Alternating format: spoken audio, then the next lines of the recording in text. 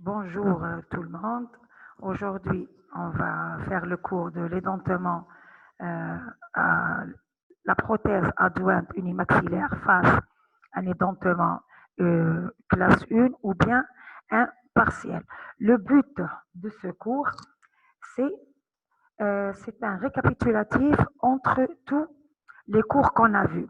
La différence qu'il y a entre ce cours, c'est comment réaliser une prothèse amovible complète unimaxillaire, ça veut dire pour le maxillaire supérieur, après avoir perdu soit des dents postérieures inférieures ou bien face à un édentement encastré inférieur. Ça veut dire au niveau supérieur, on a un édentement total et au niveau inférieur, soit on a un édentement encastré, des dents qui manquent, des PM ou bien des molaires ou bien des dents antérieures, ou bien on est en face d'un édentement classe 1. Classe 1, comme vous avez vu ça l'année passée en deuxième année. Le but de ce cours, c'est les perturbations, ce sont les perturbations qui vont s'exercer au niveau de la fibromuqueuse. Du moment qu'on a des dents qui sont égressées, on a des dents qui sont engraissées, on a une perturbation du plan occlusal. Le but de ce cours, c'est comment pallier ou comment concevoir une prothèse totale adjointe face à un édentement encastré ou bien à une classe 1. Pour la réalisation, on a plusieurs paramètres.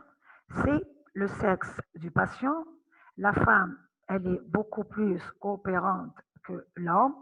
Un homme édenté de longue durée trouve une difficulté très importante pour être appareillé par rapport à une femme qui est très motivée pour retrouver le sourire et bien sûr la fonction. Un homme qui est édenté de longue durée trouve une difficulté d'accepter sa prothèse. Le problème majeur de ce type d'édentement, ce sont les forces excessives qui vont s'appliquer sur la fibromuqueuse. Du moment qu'on n'a pas des dents au niveau supérieur, ça veut dire que les forces masticatoires, elles vont s'exercer au niveau des dents naturelles du bas, qui vont absorber toutes les surcharges occlusales et elles vont la répartir au niveau de la fibromuqueuse supérieure, que celle-ci, elle va avoir des répercussions, des mouvements de sustentation au niveau de la fibromuqueuse. D'où on a la résorption alvéolaire. Les forces masticatoires, absorbées par les dents naturelles, elles vont les répartir sur la surface d'appui supérieure, que celle-ci, pour pallier à l'absorption des forces de sustentation et de rétention, il va y avoir des répercussions sur la fibromuqueuse, que celle-ci, on va avoir une résorption alvéolaire.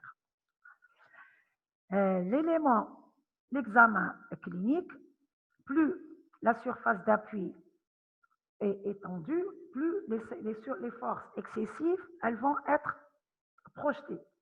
La tonicité des muscles, comme on avait vu au niveau du cours dans la dimension verticale, la tonicité musculaire.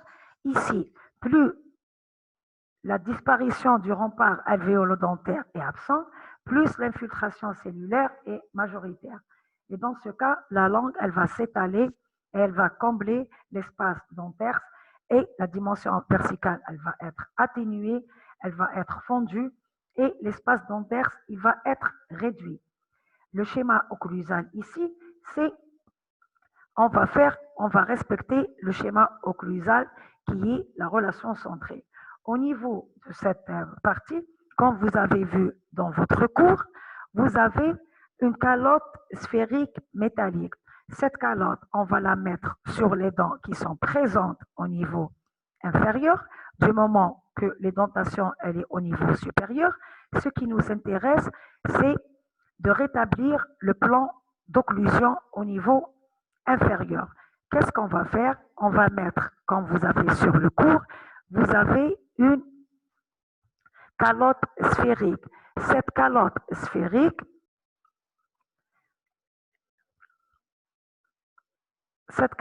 sphérique, vous l'avez au niveau des dentaires.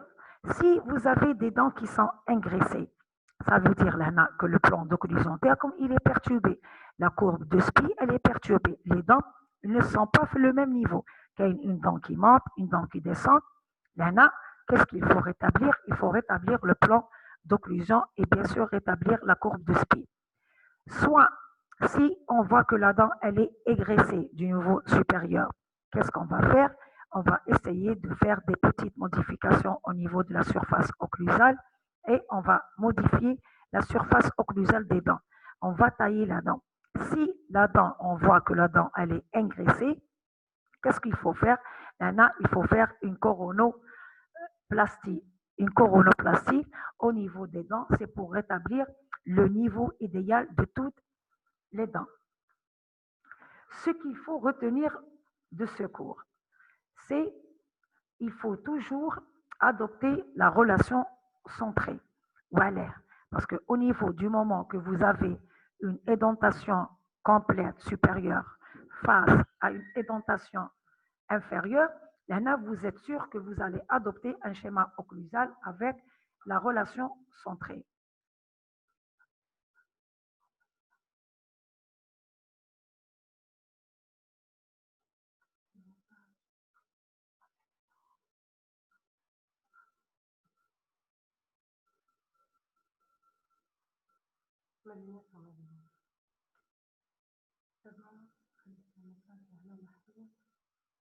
C'est quoi la coronoplastie, madame? La coronoplastie, c'est quoi la coronoplastie? La coronoplastie, c'est adjoindre, par exemple, comme une dent inférieure. Le plan d'occlusion, elle est inférieure, la dent, elle est inférieure par rapport aux autres dents. C'est pas le même niveau. Elle est à moitié de l'autre dent adjacente. Une dent, vous savez très bien, si une dent ne trouve pas à venir, elle va soit égresser, soit engraisser. Elle va égresser quand elle a au niveau, égresser au niveau supérieur et engraisser au niveau inférieur. Ça veut dire que passe en antagoniste, la dent, elle va sortir de son alvéole. La coronoplastie, ça veut dire faire une couronne au niveau de la dent. Une coronoplastie, on va faire une couronne, c'est pour pallier à la différence de hauteur de la dent. On met une dent, une coiffe dentaire sur la dent, c'est pour pallier le niveau de la dent.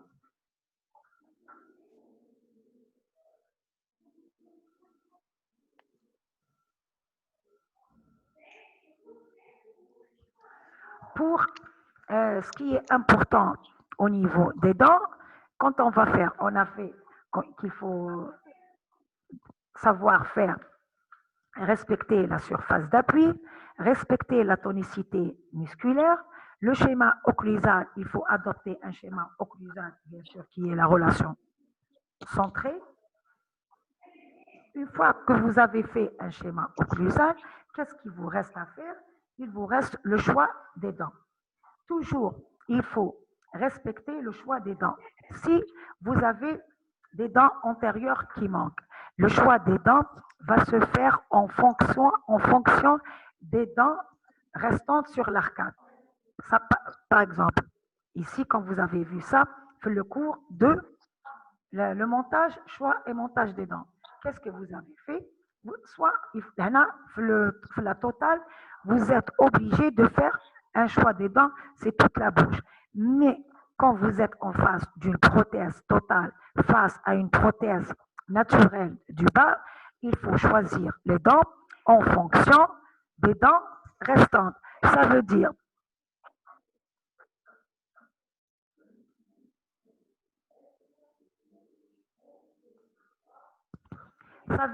si il faut choisir les dents, c'est il faut choisir les dents en fonction des dents restantes.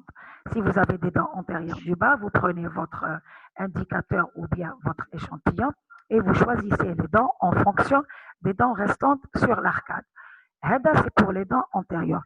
Pour le choix des dents postérieures, il faut choisir des dents en fonction des dents naturelles. Ça veut dire que le meilleur choix, c'est les dents qui sont en céramique. Pourquoi les dents en céramique? Parce que l'usure a un coefficient d'abrasion et d'usure qui est très important parce qu'ils ne vont pas être abrasés. Ils vont amortir tout le choc des surfaces occlusales qui vont être appliquées sur ces dents. Ici, c'est pour les dents postérieures. Il faut toujours choisir des dents en céramique. C'est pour pallier au choix d'absorption des forces masticatoires qui vont être exercées sur ces dents. Ici, pour un problème qui va se passer au niveau du maxillaire ou bien de la mandibule, c'est par rapport à la présence des dents. Comme deux catégories, soit que vous êtes en fonction, en forme des dents présentes sur l'arcade classe 1, ou bien vous êtes en face des dents encastrées. Qu'est-ce qu'il faut faire? Il faut prendre comme un traitement pré-prothétique ou comme un traitement prothétique. Pour le traitement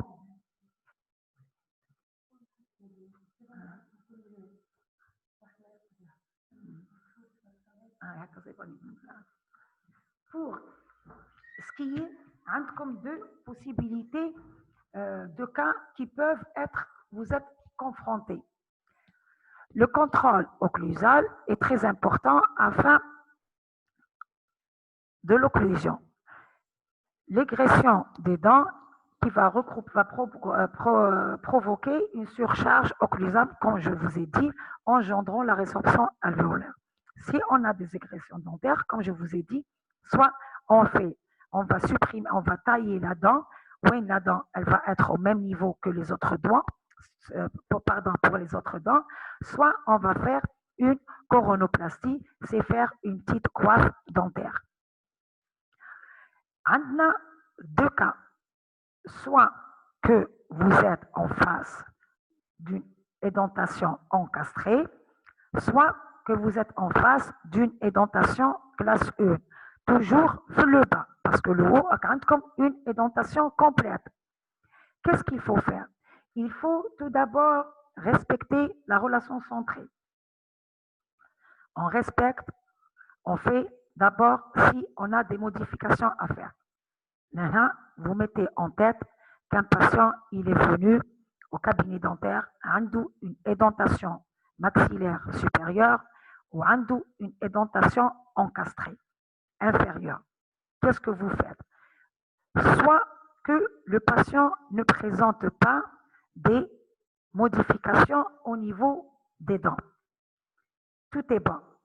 Mais des fois, on est confronté à un patient de prognathie ou bien de rétrognathie.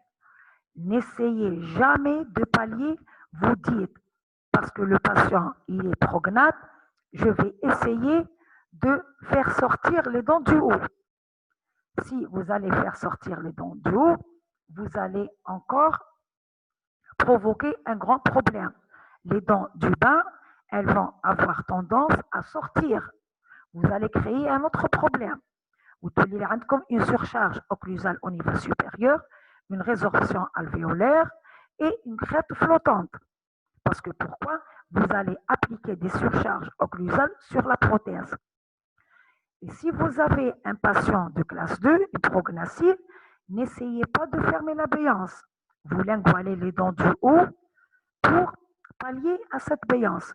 C'est la même chose. le patient, là, vous allez avoir une perturbation au niveau de la dimension verticale, au niveau de la prononciation des feux et de deux. Le patient ne va pas trouver l'espace où il est à l'aise parce que Thomas, vous avez fermé l'espace à l'abéance. Qu'est-ce que vous faites? Vous faites un montage dans les règles de l'art, vous respectez, vous prenez une empreinte, vous mettez vos empreintes sur un articulateur semi-adaptable, vous faites le montage, vous essayez de faire tous les mouvements de déduction, de latéralité, de protrusion, vous respectez votre schéma occlusal et vous faites après un essayage du montage en bouche. Si votre montage est validé, vous passez directement à la mise en mouvement. Dans le cas où vous avez des perturbations au niveau de votre plan d'occlusion, vous allez d'abord faire un traitement pré-prothétique. Vous allez tailler les dents, vous allez faire des coronoplasties, vous allez faire suppression des dents agressées, vous allez tailler les dents, vous faites un polissage. Après, vous passez au montage. Vous allez reproduire toutes vos modifications sur les dents naturelles. Vous allez faire un montage, vous allez faire l'essayage de votre montage et vous faites votre essayage du montage et vous passez directement à la mise en mouvement. Ça veut dire que vous avez fait toutes les modifications. Si vous êtes en face d'une classe 1, si vous êtes en face d'une classe 1, ça veut dire une pardon,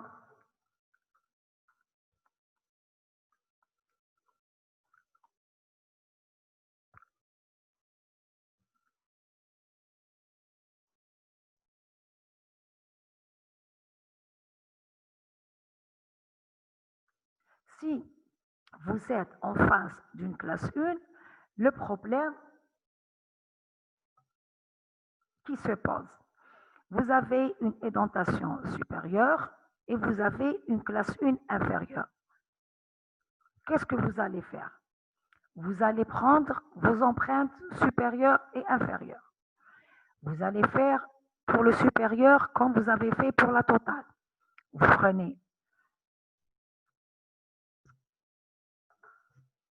prenez l'empreinte, vous faites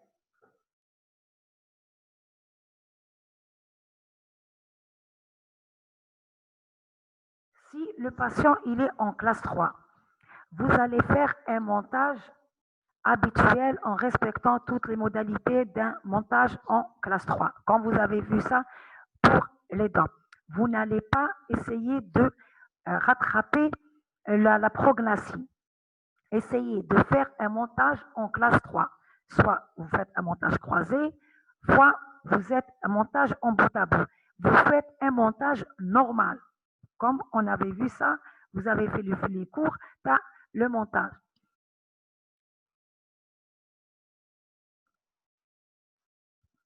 Et si vous avez face à un patient en classe 1, édentation totale supérieure et classe 1 inférieure, vous allez faire une empreinte comme que vous avez fait, comme on avait vu la réalisation d'une prothèse en totale. Vous faites toutes les modifications. Vous faites une empreinte préliminaire, le joint périphérique, la réalisation d'une maquette d'occlusion et vous attendez. Et vous passez à la confection de la partie inférieure de votre patient. Pour la mandibule, comme une classe 1, qu'est-ce que vous allez faire? Vous allez faire un PUI pour la classe 1. Ça veut dire vous allez prendre, vous faites une empreinte et vous faites un porte-empreinte individuelle. Comme vous avez vu ça en deuxième année, vous allez couvrir les dents en plâtre, vous allez les séparer par de la cire. Vous faites votre PUI. Après, vous allez faire un joint périphérique pour les parties édentées, la partie postérieure.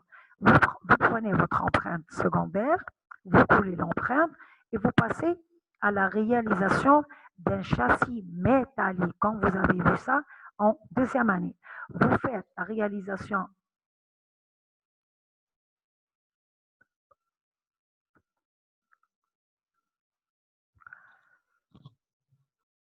Pour, pour les qui n'arrivent pas étape par étape, vous faites toutes les étapes de la réalisation d'une prothèse totale supérieure. Thomas, c'est bon. Comme supérieur, c'est bon.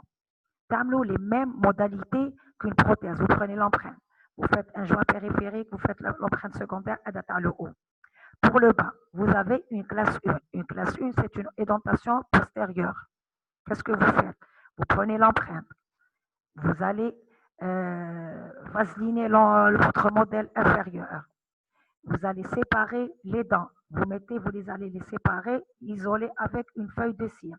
Après, vous faites la confection de votre PUI, comme un PUI de classe 1. Vous allez prendre l'empreinte à la région postérieure et vous allez faire un joint périphérique au niveau de la région postérieure. Une fois que vous avez fait votre joint périphérique, vous prenez votre empreinte avec les élastomères, vous coulez l'empreinte. Quand vous coulez votre empreinte, qu'est-ce qu'il vous reste à faire? Là, c'est la confection de votre châssis métallique. La confection de votre châssis métallique, c'est une étape de laboratoire que vous avez vu ça en deuxième année. Vous faites la confection de votre châssis métallique, vous avez la pièce métallique, vous la remettez en bouche, vous mettez la cire d'occlusion et vous prenez la cire, l'occlusion.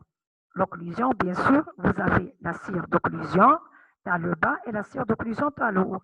Une fois que vous avez pris votre occlusion, vous passez sur articulateur et vous commencez à la confection de votre montage et la confection de votre prothèse inférieure.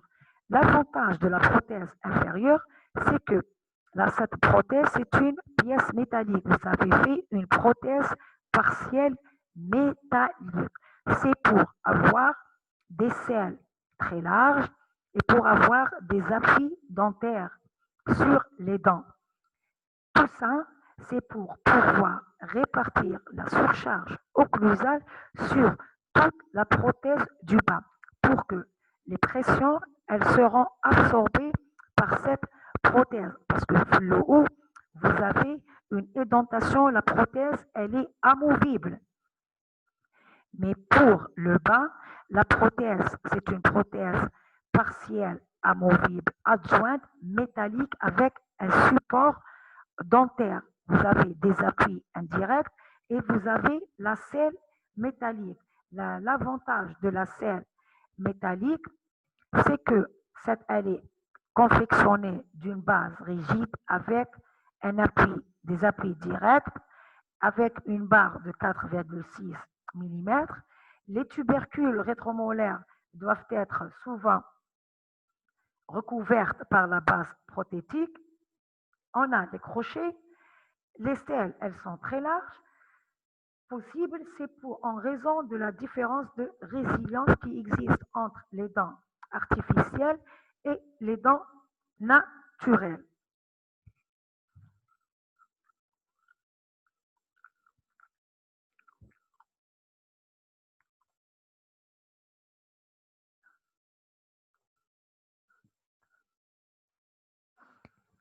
Pour les étudiants qui n'arrivent pas bien à comprendre, l'avantage de ce cours, c'est que on va confectionner une prothèse maxillaire supérieure totale. Par contre, le bas, soit on est en face d'une édentation encastrée, soit on est en face d'une édentation de classe 1. L'avantage, ce qu'il faut retenir de ce cours, c'est le schéma occlusal, la référence condylienne, les rectifications des dents qu'on doit faire sur les dents pour pouvoir rétablir un plan d'occlusion, respecter les courbes de SPI, respecter un montage, c'est ou bien faire un traitement préprothétique ou bien une mise en condition tissulaire. C'est le cours EDA, c'est un cours récapitulatif par rapport à tous les cours qu'on avait vus pendant toute l'année. Le où, je vous ai dit, il faut respecter toutes les étapes de la confection d'une prothèse totale. L'empreinte préliminaire, l'empreinte secondaire, les cires d'occlusion, et vous vous arrêtez. Qu'est-ce qu'il vous reste à faire? C'est la confection de la prothèse inférieure. La prothèse inférieure, soit que vous avez une édentation encastrée, les dentaires comme des dents égressées, des dents engraissées. Là, vous allez faire un schéma occlusal normal et vous allez faire votre montage normal. Dans le cas où vous avez des dents égraissées ou bien des dents engraissées, soit que vous allez faire des modifications au niveau de la surface occlusale des dents, c'est pour pallier à la différence de hauteur. Vous allez respecter la courbe de Spee et vous allez respecter la courbe de compensation et vous allez respecter le plan occlusal. Si vous avez des dents qui ont engraissé, il y a comme une différence de hauteur entre les dents adjacentes, vous allez faire une coronoplastie, ce sont des coiffes au niveau des dents. C'est comme vous allez faire un bridge. Vous allez pratiquer toutes les corrections. Vous avez dans le cours une calotte sphérique métallique. Vous allez la mettre sur les dents et vous allez voir la différenciation de hauteur dans les dents. Et vous allez pallier à ce manque. Si, par exemple,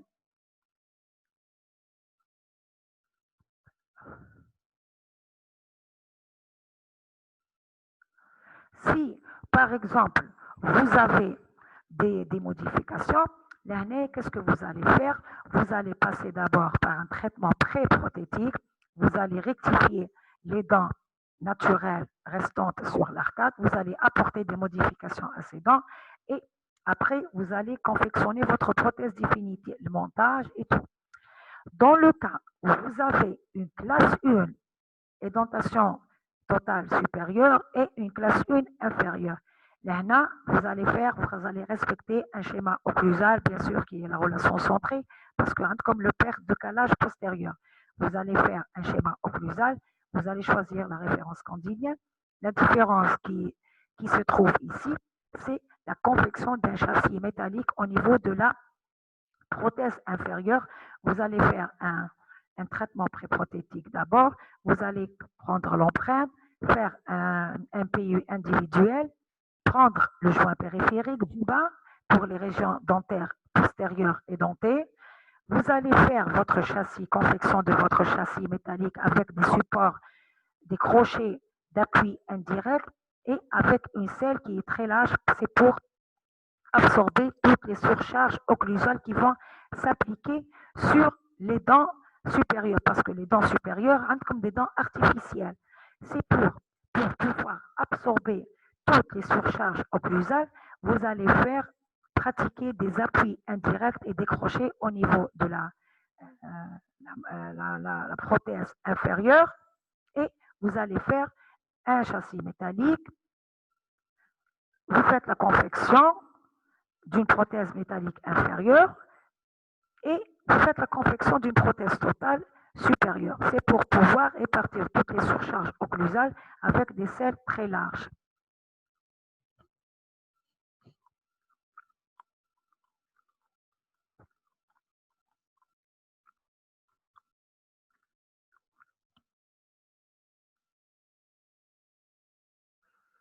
La partie du châssis métallique, vous avez vu ça en deuxième année.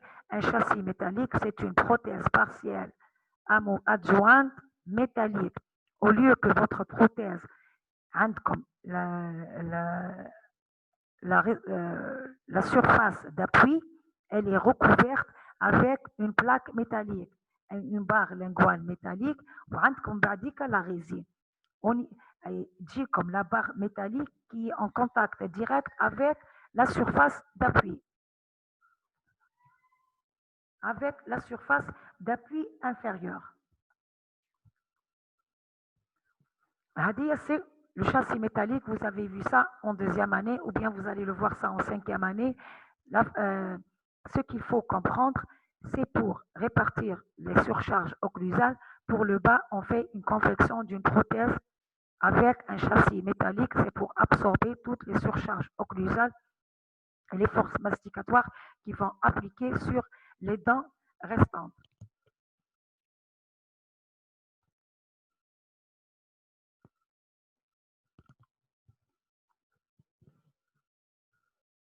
Ce qu'il faut retenir, c'est qu'il faut faire des rectifications, respecter le schéma occlusal, rétablir un plan d'occlusion, rétablir la dimension verticale, ne pas entraver sur la surface d'appui pour ne pas provoquer des résorptions alvéolaires très importantes.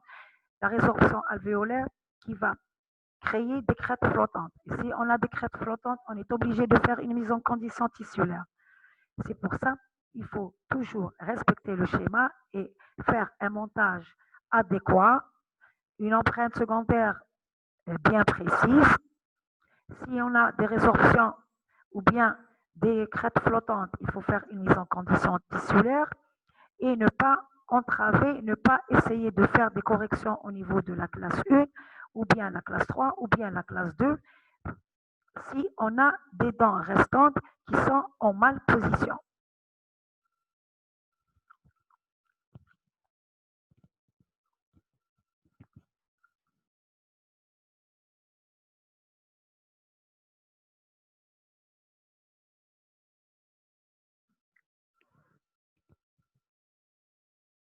Normalement, j'ai terminé ce cours avec vous.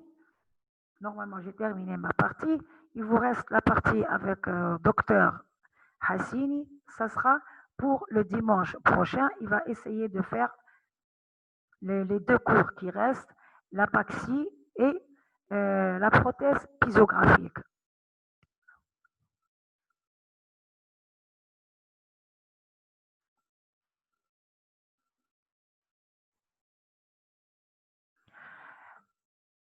La prothèse supérieure, c'est une prothèse amovible. Mais quand le patient a une classe 1, a comme problème de déstabilisation de la prothèse. Parce que la prothèse, on n'a pas de crochet. C'est pour ça qu'on fait un châssis métallique avec des appuis indirects. C'est pour que toutes les forces, elles seront absorbées par les appuis indirects, par la selle métallique. C'est pour ne pas surcharger la prothèse supérieure, les forces masticatoires ne soient pas absorbées par la prothèse supérieure parce que la prothèse supérieure, elle est amovible. Mais la prothèse inférieure, c'est une prothèse muco-dentée.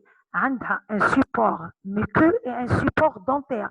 Un support muqueux qui est réalisé avec le châssis métallique et un support dentaire, ce sont les crochets. Les crochets et la selle métallique, elle va absorber presque toutes les forces masticatoires qui vont s'intégrer sur la prothèse. Parce que la prothèse inférieure, elle n'est pas soutenue par des crochets, toutes les forces, elles seront absorbées par la prothèse supérieure. Donc, les forces absorbées par la prothèse supérieure qui est amovible, on aura des résorptions alvéolaires où la crête antérieure supérieure, on va avoir des crêtes flottantes. Parce que pourquoi? Les forces masticatoires par le bas, toutes les surcharges par le bas, elles vont être admises ou la prothèse supérieure. C'est pour ça que la prothèse inférieure, on doit faire un châssis métallique à support mixte, dento-muqueux. Un support muqueux et un support dentaire. C'est pour pallier et absorber toutes les surcharges occlusales qui vont appliquer sur la prothèse. Je vous ai dit, si les dents elles sont en malposition, vous allez faire des rectifications au niveau des dents, soit une coronoplastie, soit des rectifications au niveau, vous allez tailler les dents supérieures, inférieures, c'est pour vous enlever la hauteur, la différence de hauteur qui existe entre la dent et la dent adjacente. Et vous rétablissez un plan d'occlusion adéquat.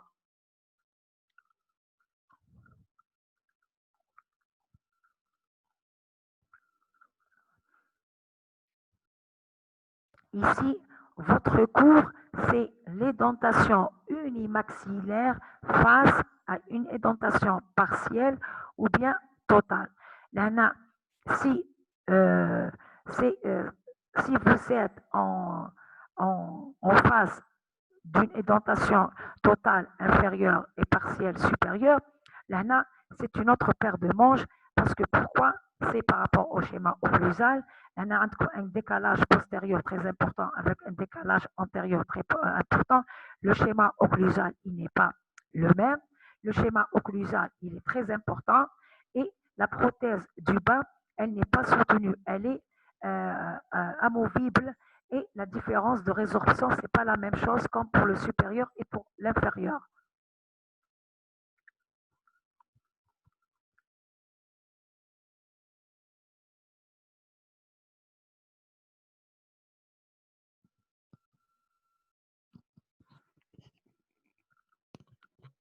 Normalement, vous revoyez vos cours.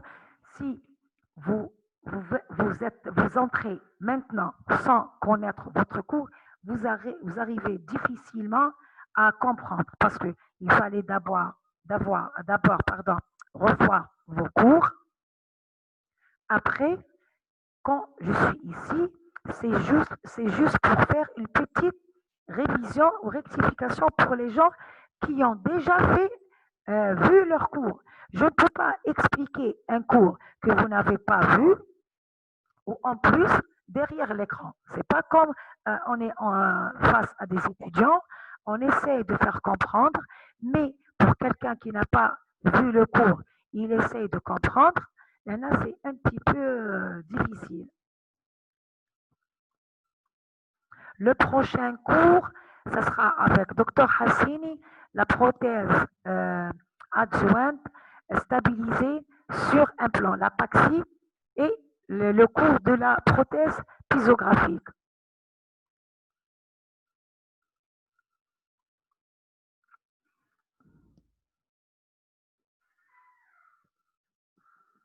Je vous remercie pour votre attention.